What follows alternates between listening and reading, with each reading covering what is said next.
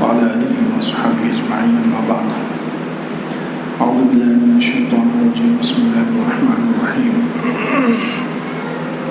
الحج أشهر معلومات فمن فرض فيهن الحج فلا رفث ولا فسوق ولا جدال في الحج وما تفعلوا من خير يعلمه الله وتزودوا فإن خير الزاد التقوى واتقون يا أولي الألباب صدق الله العظيم. وقال النبي صلى الله عليه وسلم الحج المبرور ليس له جزاء إلا الجنة أو كما قال عليه الصلاة والسلام. اللهم صل على سيدنا محمد وعلى آل سيدنا محمد وبارك وسلم. اللهم صل على سيدنا محمد وعلى آل سيدنا محمد وبارك وسلم. اللهم صل على سيدنا محمد وعلى آل سيدنا محمد وبارك وسلم.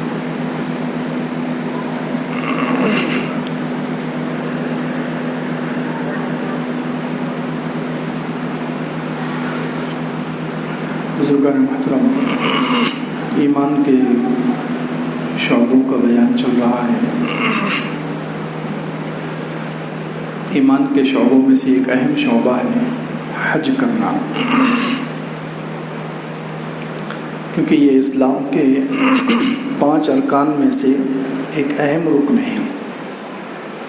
اللہ کے رسول صلی اللہ علیہ وسلم نے جو ارشاد فرمایا بنی الاسلام علی 5، اسلام کی بنیاد 5 چیزوں پر ہے، جس میں سب سے پہلے ایمان ہے، نماز ہے، روزہ ہے، زکوٰۃ ہے اور حج ہے.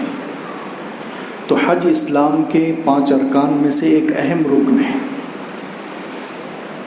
بلکہ علماء کرام کہتے ہیں کہ حج پر جا کر آدمی کا ایمان مکمل ہوتا ہے. حج پر جا کر حج کر کے آدمی کا ایمان مکمل ہوتا ہے، اور حج سے دل میں اللہ کی محبت پیدا ہوتی ہے.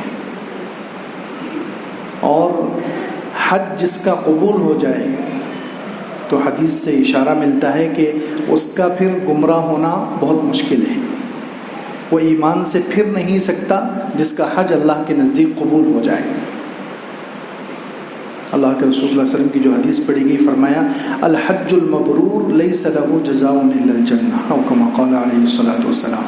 حج مقبول کا بدلہ سوائے جنت کے کچھ نہیں. جس کا حج قبول ہو جائے تو اس کا بدلہ سوائے جنت کے کچھ نہیں. کیا مطلب؟ کہ جس کا حج قبول ہو جائے اس کو ایمان پر ہی خاتمہ نصیب ہوگا، جبھی تو وہ جنت میں جائے گا. ایمان پر خاتمہ جس کو نہ ملے وہ کیسے جنت میں جائے گا؟ تو فرمایا حج مقبول کا بدلہ جنت ہی ہے، جنت کے سوا کچھ نہیں. اس کا مطلب جس کا حج قبول ہو جائے اس کا ایمان پر ہی خاتمہ ہوگا. وہ اسلام سے پھر نہیں سکتا، وہ مرتد نہیں ہو سکتا، وہ گمراہ نہیں ہو سکتا. تو حج اتنی بڑی عبادت ہے کہ ایمان اس پر مکمل ہوتا ہے. اس کی وجہ سے آدمی کا ایمان محفوظ ہو جاتا ہے.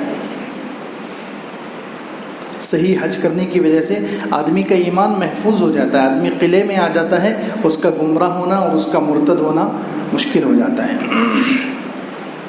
اسی لیے یہ ایک عاشقانہ عبادت ہے، اللہ سے محبت کا اظہار کرنے والی. اس میں ایک ایک عمل ایسا ہے کہ جس سے اللہ کی محبت کا اظہار ہوتا ہے. بندہ اللہ سے اپنی محبت کو بتلاتا ہے. حج کا ایک ایک رکن ایسا ہے، حج کا ایک ایک عمل ایسا ہے. سب سے پہلے احرام باندھا جاتا ہے، 2 سفید چادریں. حج کے لیے 2 سفید چادریں، احرام باندھا جاتا ہے. یہ موت کی یاد، موت کے بعد اللہ سے ملاقات کی یاد دلانے والا عمل ہے. کہ دنیا میں انسان جب گھر پر رہتا ہے تو اچھے سے اچھے کپڑے پہنتا ہے، سلے ہوئے کپڑے پہنتا ہے، اور بیوی بچوں اور رشتہ داروں کے درمیان میں رہتا ہے، کاروبار میں ہوتا ہے.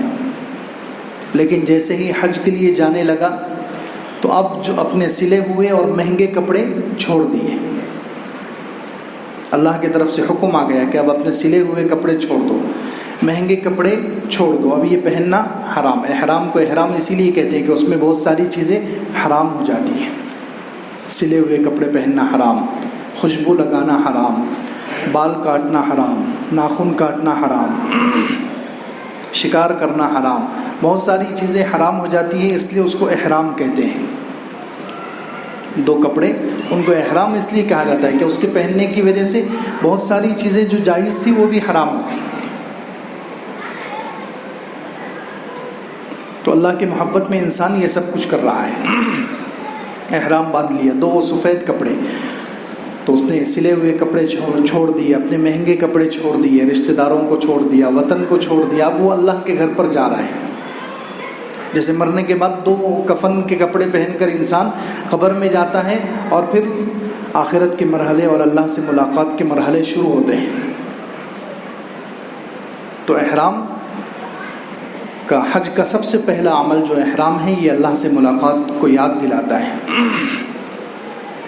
کہ ایک دن مرتے وقت اسی طرح میں 2 سفید کپڑے پہن کر جاؤں گا۔ مرتے وقت میں کتنا بھی مالدار رہوں، ہزاروں ڈریس میرے پاس ہوں، لیکن سب چھوڑنے پڑیں گے، صرف 2 کپڑے، 2 سفید کپڑے میرے ساتھ رہیں گے۔ تو احرام حج کا سب سے پہلا عمل یہ موت کو یاد دلاتا ہے، آخرت کو، اللہ سے ملاقات کو یاد دلاتا ہے۔ یہاں سے گھر کو چھوڑنا، کعبۃ اللہ کا طواف کرنا۔ دنیا میں دیکھتے ہیں جس سے محبت ہوتی ہے اس کے گھر کا چکر انسان لگاتا ہے، جس سے تعلق ہے انسان بار بار اس کے گھر پر جاتا ہے نہیں جاتا؟ جس سے بھی محبت ہے، ماں باپ سے محبت ہے، بیوی سے محبت ہے، دوست سے محبت ہے، انسان بار بار ان کے جن سے محبت ہے بار بار ان کے گھر جاتا ہے، بار بار ان کے گھر کے چکر لگاتا ہے۔ تو ایسے ہی حج میں طواف رکھا گیا ہے کہ اللہ سے محبت ہے تو اللہ کے گھر کے چکر کاٹو۔ اسی طریقے سے محبت ہے تو انسان بوسہ لیتا ہے، جس سے محبت ہو اس کو چومتا ہے۔ تو اللہ سے محبت ہے تو حجر اسود کو چومنے کے لیے کہا گیا۔ کعبۃ اللہ میں جو ایک حجر اسود رکھا ہوا ہے پتھر، اس کو چومنے کا حکم دیا گیا کہ انسان اس کو بوسہ لیتا ہے۔ اب دیکھیں شریعت نے کتنا انسانی فطرت کا خیال رکھا ہے۔ اللہ تعالیٰ کے جتنے احکامات ہیں اس میں انسان کی طبیعت، انسان کی فطرت کا خیال رکھا گیا ہے کہ انسان محبت میں یہ سارے اعمال کرتا ہے۔ تو اللہ رب العزت نے وہی اعمال حج میں رکھ دیے تاکہ اللہ سے محبت کا اظہار ہو، بندہ اللہ سے اپنی محبت کو ظاہر کرے۔ اب اللہ کو ہم دیکھ تو نہیں سکتے، اللہ کو ہم دنیا میں ان آنکھوں سے دیکھ تو نہیں سکتے، اللہ کو ہم چھو نہیں سکتے، چوم نہیں سکتے، تو اس کے بدلے میں اللہ رب العزت نے کیا کیا؟ اپنے گھر کا طواف، حجر اسود کو چومنا، ملتزم جو ایک جگہ ہے حجر اسود اور کعبے کے درمیان، کعبے کا جو دروازہ ہے اس کے بیچ کی جو جگہ ہے اس کو ملتزم کہتے ہیں۔ ملتزم کا مطلب ہے اس کو چمٹنا، ملتزم کہتے ہیں یہ چمٹنے کو۔ تو جیسے محبت میں انسان چمٹتا ہے تو اللہ رب العزت سے محبت ہے تو اس جگہ کو چمٹو۔ محبت میں جتنے کام انسان کرتا ہے وہ سارے اللہ رب العزت نے حج میں رکھے ہیں تاکہ اللہ سے انسان اپنی محبت کو ظاہر کرے۔ اسی طریقے سے مینا جانا، عرفات جانا، جانور قربان کرنا، تو حج کے سارے اعمال یہ اللہ سے محبت کو ظاہر کرتے ہیں، عاشقانہ اعمال ہیں، اللہ سے محبت کا والہانہ اظہار کرنے کا ذریعہ ہے۔ اس لیے حج جو ہے ہر مسلمان کو، کتنا بھی غریب ہو، اس کو خواہش رکھنی چاہیے، دل میں جذبہ رکھنا چاہیے کہ انشاءاللہ میں ضرور وہاں جاؤں گا، حج کروں گا۔ کیونکہ حج، اکثر علماء کہتے ہیں کہ حج جو ہے پیسوں سے اور اسباب سے نہیں ہوتا بلکہ یہ شوق سے ہوتا ہے۔ جس کے دل میں اللہ سے محبت جتنی ہوگی، اللہ سے ملاقات کا جتنا شوق ہوگا، اللہ رب العزت اس کو وہاں پر پہنچا دیں گے۔ کیسے کیسے لوگ جو بالکل غریب، اور بلکہ علماء نے ایک گوالیے کا واقعہ، دودھ نکالنے والا، گائے اور بھینس کا جو دودھ نکالتے ہیں، اس کے اندر ایک مرتبہ جذبہ پیدا ہو گیا۔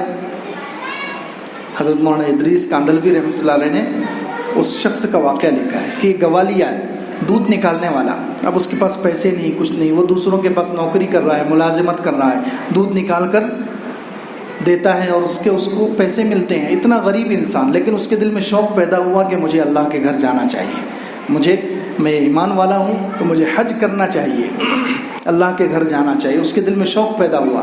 پہلے زمانے میں پانی کے جہاز چلتے تھے، تو وہ پانی کے جہاز کے پاس پہنچ گیا. پیسے نہیں, پاسپورٹ نہیں, کچھ نہیں. 70-80 سال پہلے کی بات ہے. بس پہنچ گیا وہاں پر, پانی کے جہاز کے پاس پہنچ گیا, اور وہاں پانی کے جہاز کا جو عملہ ہے, اندر کام کرنے والے جو لوگ ہیں, ان سے کہا کہ مجھے کچھ خدمت دے دو, مجھ سے کوئی کام لے لو. یہ حاجی جا رہے ہیں, ان کو 2-3 مہینے لگیں گے وہاں پہنچنے کے لیے, تو 2-3 مہینے میں ان کی خدمت کرتا رہوں گا, مجھے کچھ خدمت دے دو, مجھے کچھ کام دے دو, نوکری دے دو. تو انہوں نے ایک کام اس کو دے دیا. اب وہ خدمت کرتا رہا, 1-2 مہینے تو اس کے گزر گئے سفر کے. اب وہاں جیسے ہی پہنچا تو یہ تھوڑا پہلے اتر گیا, کیونکہ جہاں پر پانی کے جہاز رکتے تھے وہاں تو چیکنگ ہوتی تھی, پاسپورٹ چیک کیا جاتا تھا. اب اس کے پاس تو کچھ بھی نہیں, نہ پیسہ ہے نہ پاسپورٹ ہے, تو اس لیے تھوڑا پہلے اتر گیا.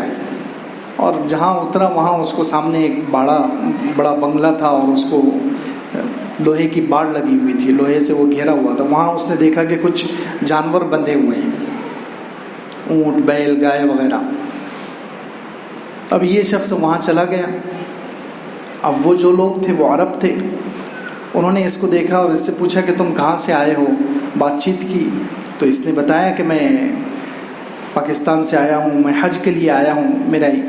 تو انہوں نے کہا کہ ہمیں تو ابھی ایک آدمی کی ضرورت ہے جو دودھ نکالے, ہمیں ایک آدمی کی ضرورت ہے جو دودھ نکال کر ہمیں دے دے. ہمارے پاس اتنے سارے جانور ہیں لیکن ہمیں دودھ نکالنا نہیں آتا. ہمارا جو دودھ نکالنے والا گوالیہ تھا وہ بھاگ گیا. تو اس نے کہا ٹھیک ہے میں یہ کام کر لوں گا, اس کا تو پیشہ ہی وہی ہے. تو اس نے وہاں پر رہ کر دودھ نکالنا شروع کیا. اب انہوں نے اس کو نوکری پر رکھ لیا, اور اس کا کام ان کو اتنا پسند آیا کہ انہوں نے کہا کہ ٹھیک ہے تم یہاں حج کے لیے آئے تھے, ہم تمہیں حج بھی کرائیں گے, ہر سال حج کرائیں گے, اور اب تم اپنی فیملی کو بھی بلا لو. فیملی کو بھی بلا لیا, اس کو رہنے کے لیے الگ سے مکان دیا, نئی گاڑی دی, سارا انتظام اللہ نے حج کی برکت سے کر دیا. صرف شوق, اللہ سے محبت تھی, اس کو شوق تھا, اس کے اندر جذبہ تھا. اس جذبے کی برکت سے اللہ نے حج بھی کرا دیا, ہر سال حج کا موقع بھی مل گیا, اور مال بھی دے دیا, اور وہاں پر رہنے کے لیے سب چیزیں, پوری فیملی وہاں شفٹ ہو گئی. تو اس لیے ہر مسلمان کے دل میں شوق ہونا چاہیے. بہت سارے لوگ آج کل تو حج فرض ہونے کے باوجود بھی ہم تاخیر کرتے رہتے ہیں بلا وجہ. اپنی طرف سے کچھ عذر ہم نے گھڑ لیے ہیں, اپنی طرف سے کچھ بہانے. پیسے جمع کرتے ہیں, پیسہ موجود ہے, کئی لاکھ روپے موجود ہے, لیکن سوچتے ہیں کہ پہلے مکان بن جائے پھر حج کو جاؤں گا. نہیں, اگر حج فرض ہے تو پہلے حج کرنا ضروری ہے. بہت سارے لوگ سوچتے ہیں کہ ہمارے ماں باپ نے ابھی حج نہیں کیا, ماں باپ ابھی تک وہاں نہیں گئے, تو پہلے میں ماں باپ کو حج کراؤں گا پھر میں جاؤں گا. بالکل غلط بات ہے. ماں باپ کو حج کرنا, ماں باپ کے پاس اگر پیسے ہیں تو اس وقت ان پر حج فرض ہے. ابھی بیٹے کے پاس پیسے آ گئے تو پہلے بیٹے پر فرض ہے. اگر خدا نہ خواستہ اس نے حج نہیں کیا اور مر گیا تو یہ کتنی بری بات ہے. اللہ کے رسول صلی اللہ علیہ وسلم نے کتنی سخت وعید سنائی ہے کہ جس پر حج فرض ہو اور وہ حج کیے بغیر مر جائے تو چاہے وہ یہودی ہو کر مرے یا عیسائی ہو کر مرے, نعوذ باللہ. حج کو چھوڑنا, بلا وجہ اس میں تاخیر کرنا اور بغیر حج کیے مر جانا کتنا بڑا گناہ ہے کہ اللہ کے رسول صلی اللہ علیہ وسلم نے یہاں تک کہہ دیا کہ جو حج بلا عذر کے حج کو چھوڑ دے, اس کے پاس اسباب بھی ہیں, جانے کا راستہ بھی پرامن ہے, سب کچھ ہے, پھر بھی وہ حج نہ کرے تو چاہے وہ یہودی ہو کر مرے یا عیسائی ہو کر, انہیں خطرہ ہے. جو حج فرض ہونے کے باوجود حج نہیں کرتا اور اس کی موت آ جائے تو پھر موت کے وقت اس کا ایمان صحیح سالم رہے گا یہ کوئی نہیں بتا سکتا, کوئی گارنٹی نہیں ہے. حج چھوڑنے کے گناہ کی وجہ سے ہو سکتا ہے موت کے وقت اس کا ایمان چھین لیا جائے. تو اس لیے اس عذر کی وجہ سے کہ ماں باپ نے حج نہیں کیا اس لیے پہلے وہ حج کریں گے پھر میں کروں گا, یہ شریعت میں یہ عذر نہیں چلے گا. اسی طریقے سے بہت سارے لوگ یہ سوچتے ہیں کہ پہلے بیٹیوں کی شادی کر دوں پھر حج کروں گا. نہیں, پہلے حج, اگر مال آ گیا اتنا مال کہ انسان خود وہاں حج پر جا سکتا ہے, جانے آنے کا خرچہ ہے اس کے پاس, اور جب یہ حج کے لیے جائے گا تو جتنے دن وہاں رہے گا اتنے دن بیوی بچوں کو یہاں پر خرچہ دے کر جائے. اتنا اگر پیسہ موجود ہے تو حج فرض ہے. تو پھر بیٹیوں کی شادی اور مکان اور ماں باپ کا حج یہ چیزیں بہانہ نہیں ہے, یہ عذر نہیں چلے گا اللہ رب العزت کے پاس. تو اس لیے حج کا جذبہ ہمارے اندر ہونا چاہیے. حج ایمان کے ایک اہم شعبوں میں سے ایک شعبہ ہے. اللہ کے رسول صلی اللہ علیہ وسلم سے پوچھا کہ ای الاعمال افضل، کون سا عمل سب سے افضل ہے؟ اللہ کے رسول صلی اللہ علیہ وسلم نے ارشاد فرمایا ایمان باللہ ورسولہ، اللہ پر ایمان اور اس کے رسول پر ایمان. پھر کہا کہ ثم ماذا، پھر اس کے بعد کون سا عمل افضل ہے؟ کہا جہاد فی سبیل اللہ، جہاد فی سبیل اللہ. پھر کہا گیا ثم ماذا، کون سا عمل افضل ہے؟ تو فرمایا حج مبرور، حج مقبول. سب سے پہلے ایمان، اس کے بعد جہاد، اس کے بعد حج مقبول، یہ سب سے افضل عمل ہے. اور ایک حدیث میں فرمایا کہ جس نے من حج فلم یرفث ولم یفسق رجع کیوم ولدته امه، او کما قال علیہ الصلوۃ والسلام، جس نے حج کر لیا اور حج کے دوران اس نے کوئی گناہ نہیں کیا اور کوئی بے حیائی کی بات نہیں کی، تو وہ حج سے ایسے لوٹتا ہے جیسے آج ہی وہ ماں کے پیٹ سے پیدا ہوا ہو. یعنی اس دھلا دھلایا، اس کی روح صاف ہو جاتی ہے، اس کے ذمے کوئی گناہ باقی نہیں رہتا، اس کا نامہ اعمال بالکل صاف ہو جاتا ہے، گناہوں سے پاک ہو جاتا ہے.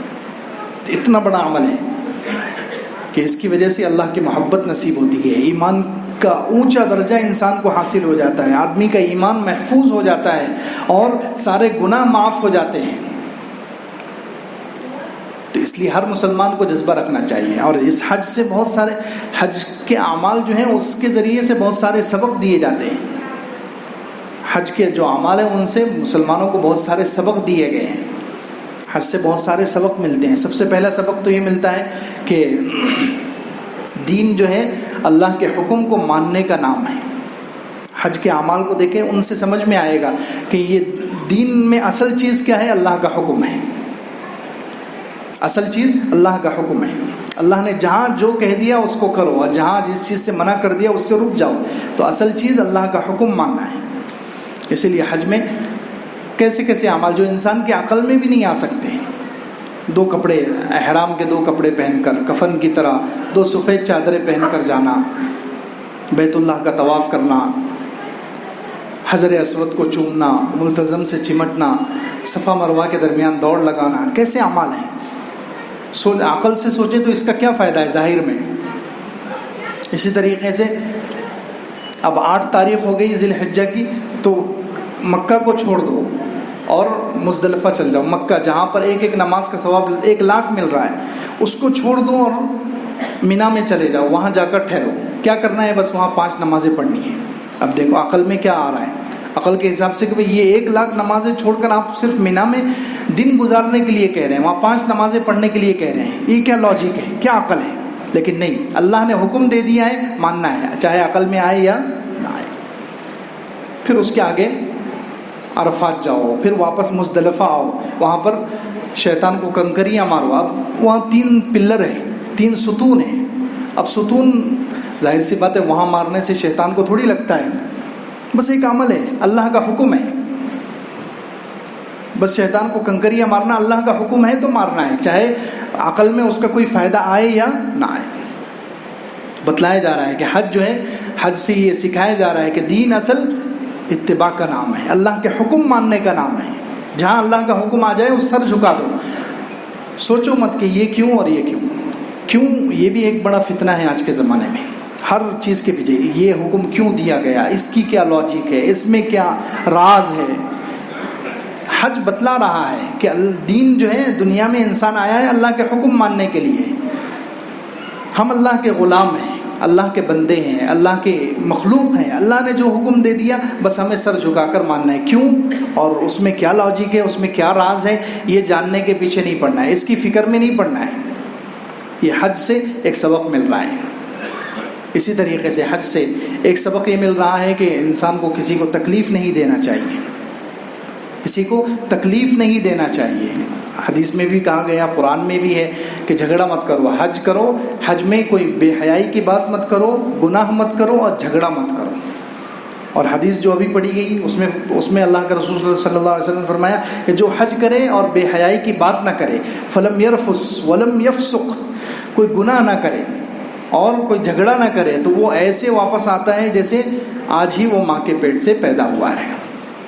تو حج سے ایک سبق یہ بھی دیا جا رہا ہے کہ حج میں کسی کو تکلیف نہیں دینا ہے. تو ساری زندگی انسان ایسا رہے کہ دوسرے کو تکلیف نہ دے. یہ بھی ایک بہت بڑا عمل ہے. مسلمان ہی اس کو کہا گیا المسلم من سلم المسلمون من لسانہ و یدہ. مسلمان تو وہی ہے جس کے زبان اور ہاتھ سے دوسرے مسلمان محفوظ رہیں، تو کسی کو تکلیف نہ دے. تو حج میں ایک یہ بھی سکھایا جا رہا ہے کہ کسی کو تکلیف مت دو. اسی لیے اللہ کے رسول صلی اللہ علیہ وسلم کا حکم ہے کہ اگر حجر اسود کا بوسہ لینا بہت بڑی عبادت ہے، لیکن اگر وہاں بھیڑ ہے، وہاں بہت سارے لوگ ہیں اور ایسا لگ رہا ہے کہ بوسہ لینے کے لیے جائیں گے تو کسی کو دھکا دینا پڑے گا، دوسرے کو تکلیف دینی پڑے گی، تو اللہ کے رسول صلی اللہ علیہ وسلم نے اس کے بجائے دوسرا عمل بتا دیا کہ دور سے ہی بس اس کا استلام کرو، دور سے ہی ہاتھ کا اشارہ کرو اور بس اپنے ہاتھوں کو چوم لو، ہو گیا حجر اسود کا بوسہ. لیکن کسی کو تکلیف مت دو، کسی کو تکلیف مت دو. یہ حج سے ایک بڑا سبق مل رہا ہے کہ زندگی ایسی بناؤ کہ اپنی وجہ سے کسی مسلمان کو تکلیف نہیں ہونی چاہیے، کسی انسان کو تکلیف نہیں ہونی چاہیے. اسی طریقے سے حج سے ایک اہم سبق یہ مل رہا ہے کہ انسان ہمیشہ یہ تصور رکھے کہ اللہ رب العزت میرے سامنے ہے، اللہ رب العزت مجھے دیکھ رہا ہے. اسی لیے حج میں بار بار کہا گیا ہے کہ کیا پڑھو؟ لبیک اللہم لبیک. دوسرے موقع پر تو انسان سبحان اللہ پڑھتا ہے، الحمدللہ پڑھتا ہے، گھر میں ہے، جب اپنے ملک میں ہے، اپنے وطن میں ہے تو دوسری تسبیح کی بہت ساری فضیلت ہے، سبحان اللہ پڑھنے کا ثواب ہے، الحمدللہ، اللہ اکبر. لیکن جب حج کے لیے جائیں گے تو وہاں کہا گیا ہے کہ زیادہ سے زیادہ لبیک پڑھو، خوب آواز لگا لگا کر، زور زور سے، وجد میں آ کر، اللہ کے محبت میں آ کر لبیک اللہم لبیک، کہ اللہ حاضر ہوں، اللہ آپ نے بلایا ہے اور میں آپ کے در پر حاضر ہو چکا ہوں. تو یہ تصور رکھو کہ میں اللہ کے سامنے ہوں. پوری زندگی کے لیے سبق دیا جا رہا ہے کہ ہمیشہ انسان یہ تصور رکھے، یہ سوچ رکھے کہ میں اللہ کے سامنے ہوں، اللہ تعالیٰ مجھے دیکھ رہا ہے. تو جب یہ تصور انسان کے ذہن میں ہمیشہ کے لیے محفوظ ہو جائے گا، جم جائے گا، تو پھر انسان کے لیے گناہ مشکل ہو جائیں گے. تو یہ حج سے اسباق ملتے ہیں، یہ سبق ملتے ہیں. اس لیے ہم سب کو جذبہ رکھنا چاہیے کہ یہ ایمان کا بہت اہم شعبہ ہے حج کرنا. تو اس لیے ہر ایک مسلمان شوق رکھے، جس کے دل میں جتنا شوق ہوگا، جتنی اللہ کی محبت ہوگی، اللہ رب العزت وہاں پہنچنا آسان کر دیں گے. اللہ رب العزت ہم سب کو اپنے بارگاہ کی مقبول حاضری نصیب فرمائے. آمین. وآخر دعوانا الحمدللہ.